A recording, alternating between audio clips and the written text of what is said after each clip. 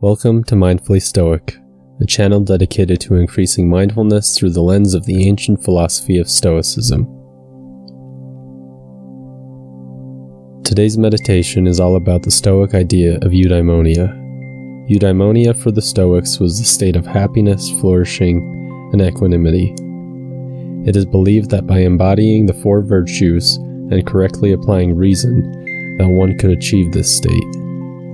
I will also be giving my own interpretation of Eudaimonia by explaining the meaning behind my design found in the video. Let's begin. Start by finding a comfortable position.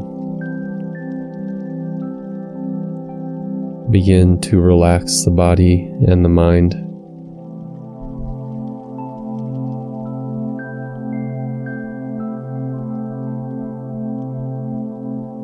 As a thought arises, observe it, and let the thought go without any judgment.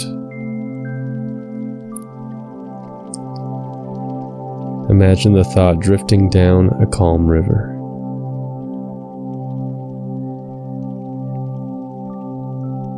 Take a deep breath, and feel your body begin to release the tension. Release the tension in your face,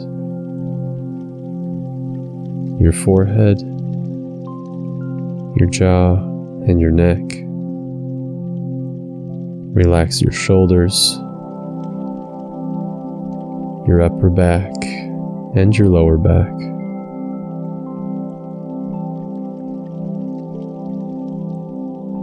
Release any tension in your arms, your hands, your legs and your feet.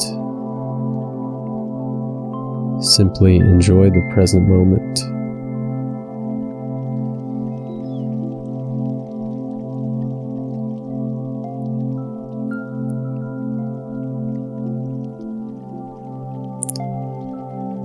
As your body starts to relax, repeat after me in your mind.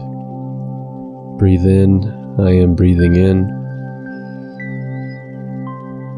Breathe out, I am breathing out. Breathe in, I am breathing in. Breathe out, I am breathing out.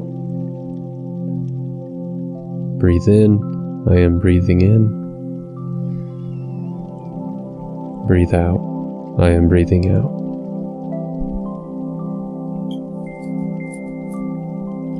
Remember, you can always return to your breath when you get lost in thought.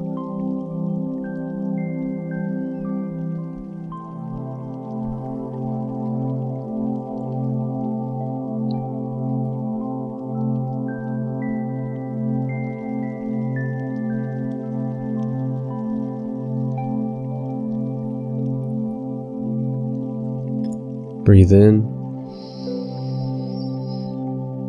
Breathe out. Breathe in. Breathe out. Breathe in. Breathe out.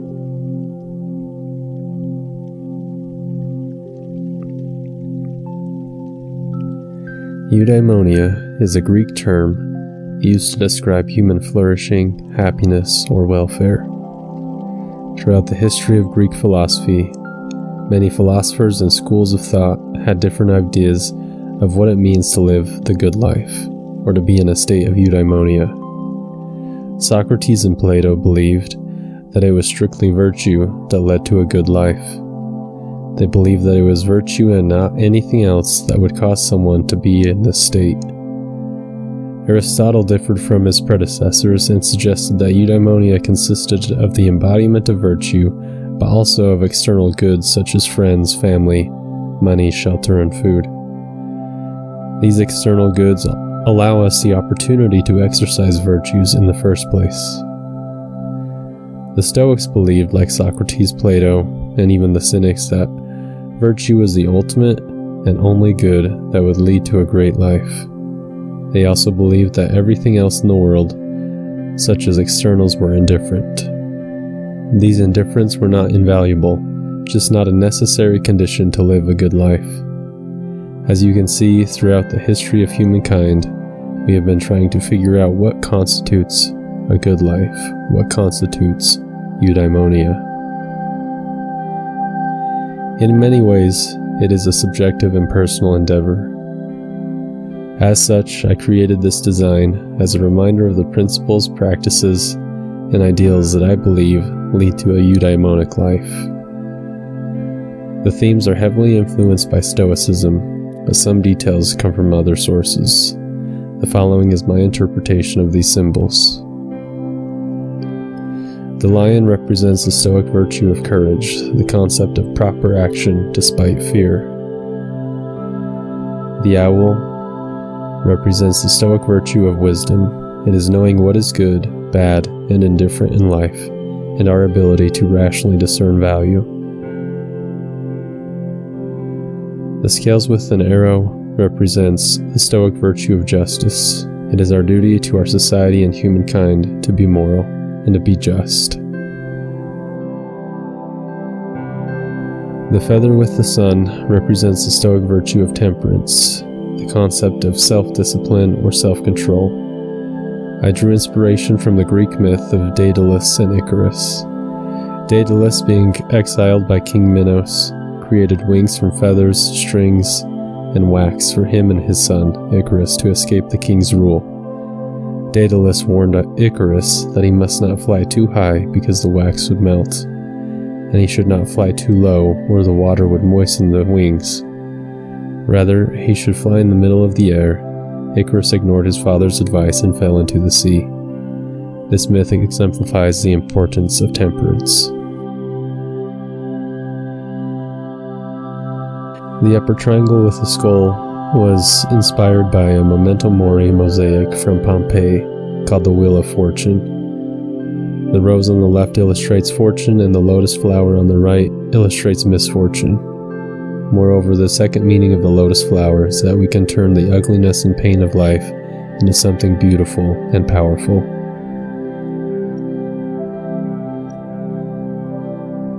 The lower triangle with the river represents the famous quote by Heraclitus in which he states, "No man steps into the same river twice, for it's not the same river and he's not the same man." It reminds me of how everything and everyone is in a constant state of flux. As the fourth remembrance of the 5 remembrances in Buddhism reads, "Everyone and everything that I love will change, and I will be separated from them." It is easier to embrace the ever-changing pace of life than to fight against it and wish for things to remain static. With changing circumstances come new opportunities for growth. The overlapping upper and lower triangles symbolize the interconnected nature of everything. We are not beings in a state of isolation. We are influenced by the past and present. Our actions now will influence our friends, family, community, and potentially the world. It's humbling to look at your life and realize the web of your existence.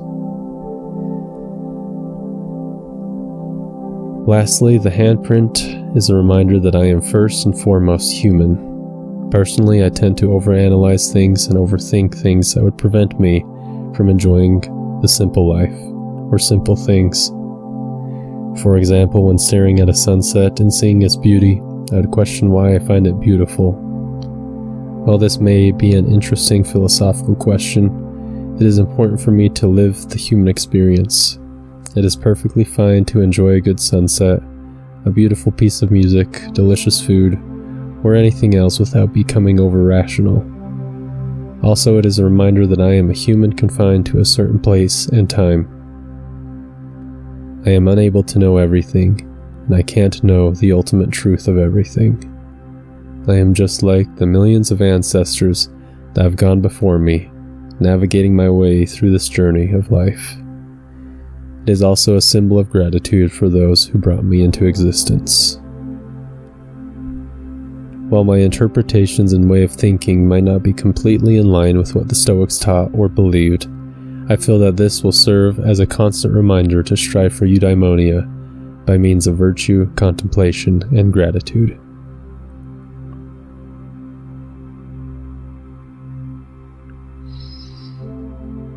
Now start to pay more attention to your body and the sensations you are feeling at this present moment.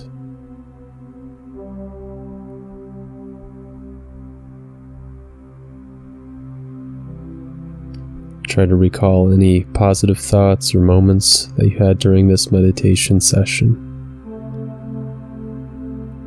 Slowly start to move your hands, your feet, your arms, your legs, and the rest of your body. Or if you so choose, take a moment and continue to relax. Take a deep breath in and out. In and out. In and out. Thank you for listening to this guided meditation. I appreciate your efforts on becoming more mindful and more virtuous. Let us strive to be mindfully stoic.